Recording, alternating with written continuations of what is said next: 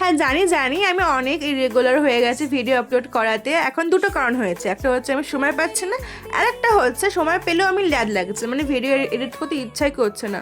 ওই জন্য অনেক ভিডিও জমে গেছে আমার গ্যালারিতে, তো আস্তে আস্তে সব কিছু আমি আপলোড করবো, তোমরা দেখতে থেকো।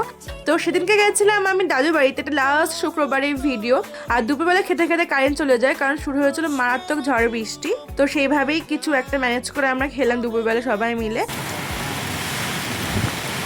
বৃষ্টি হলে তো ভিজতে মন চায়, ওই জন্য ছাদে চলে গেছিলাম হাওয়াটা নিতে, কারণ ভেজা যাবে না। আমি লাস্ট 2 ঘন্টা ধরে মেবি মানে 3:30 এসেছে। এখন কটা বাজে? এখন 5:27 বাজে। এই যে ঠিক আছে, আমি এতক্ষণ ধরে ছাদে রয়েছি। আমি একটা ডান্স ভিডিও শ্যুট করলাম, তোমাদের জন্য শ্যুট করেছি। তারপরে 3টে রিলস শ্যুট করেছি। আমি জানি না ওটা আউটকাম কেমন আসবে বা না আসবে, যখন আমি এডিট করবো তখন দেখতে পারবো। যদি ভালো হয় তুমি তোমাদের সাথে অবশ্যই শেয়ার করবো।